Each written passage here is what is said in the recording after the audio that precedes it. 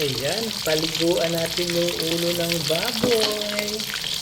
Dahil siya ay naliligo sa napakainit at kumukulo-kulo pang mantika. Ayan, poging-pogi ng ating baboy ha. Poging-pogi, paliliguan ni Papa Estoy Botoy. Ayan.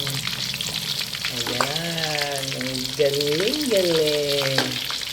Ayan. Hihintayin natin na maging crispy siya, mga leads. Ayan. Talaga namang hindi na makapaghintay si Stoy Botoy kung anong kalalabasan sa ulo ng baboy na to. Napakasarap tingnan. Para lang pinapaligo ang baboy. Pagkagising sa umaga, kailangan mong paliguan ang baboy dahil mabaho sila.